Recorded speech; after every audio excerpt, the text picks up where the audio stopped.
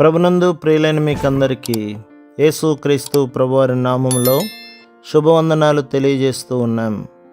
దైవజనులు బ్రదర్ భక్త సింగ్ గారి పరిచర్యలో నుండి అలసిన వాణిని ఓరడించు మాటలు. మార్చి 6.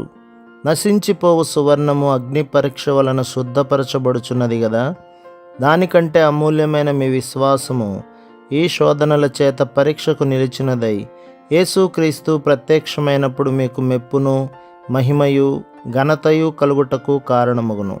పేతురు రాసిన మొదటి పత్రిక 1వ అధ్యాయం 7వ వచనం. ఏఫోదు బంగారు తీగలతో అనగా బంగారు దారములతో నేయబడును.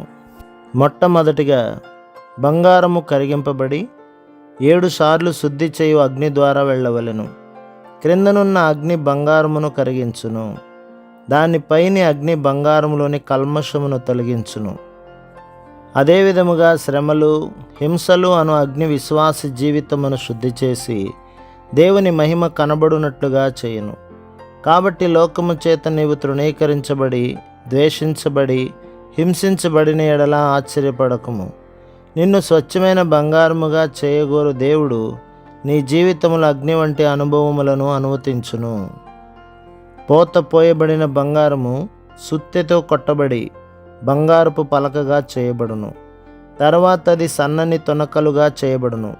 ప్రతి సన్నని తునక మొదట ఇనుప పలకలోని పెద్ద రంధ్రము ద్వారా దూర్చబడును, తరువాత దానికంటే చిన్నదైన రంధ్రము ద్వారా దూర్చబడును.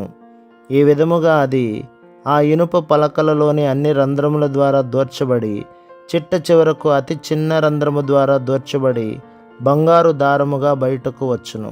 ఆ దారమే ఏఫోదు నేయుటకు ఉపయోగపడును. మనము బంగారు కడ్డీతో నేయలేము కనుకనే అది అనేక విధములైన చర్యల ద్వారా వెళ్ళవలసి వచ్చును. ఆ బంగారం అగ్నిలో కరిగించబడవలెను, సుత్తితో కొట్టబడవలెను, ముక్కలుగా కోయబడవలెను, అనేక రంధ్రముల ద్వారా దూర్చబడవలెను. ఆ తర్వాతనే చిట్ట చివరకు అది సన్నని బంగారపు దారముగా అగును. దీనినంతటి నుండి విశ్వాసులముగా మనం నేర్చుకున్నదేమనగా, మనము శ్రమల ద్వారా వెళితేనే గాని క్రీస్తు వలె కాజాలము. ఎవరికైతే కఠిన అనుభవములు కష్టములు ఉండవో వారు కఠినాత్ములుగా దయలేని వారుగా నుందురు.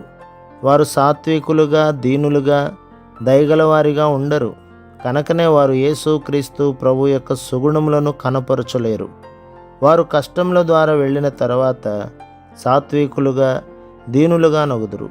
బహుశా నీవు గమనించి ఉండవచ్చును, ఏ వ్యక్తి అయితే అధికమైన శ్రమానుభవము ద్వారా వెళ్ళునో అతడు దూషింపబడినను ఏమాత్రము కోపమును కనపరచడు. ఎవరైనను అతనిని ద్వేషించినను శపించినను అతడు లక్ష్యపెట్టడు గాని, ఎవరైతే సుఖముగా జీవించిరో అట్టివారు చిన్న మాటకే ఎంతో మనసు నొప్పించుకుందురు. క్రీస్తు వలె మనము కూడా దయ సాత్వికము జాలిగలవారముగా అగుటకే దేవుడు మనలను కష్టములు పరీక్షలు అను శుద్ధి చేయు అగ్ని ద్వారా తీసుకుని వెళ్ళును. ప్రభు మిమ్మును మీ కుటుంబములను మీ సంఘములను దీవించి ఆశీర్వదించునుగాక. ఆమేన్.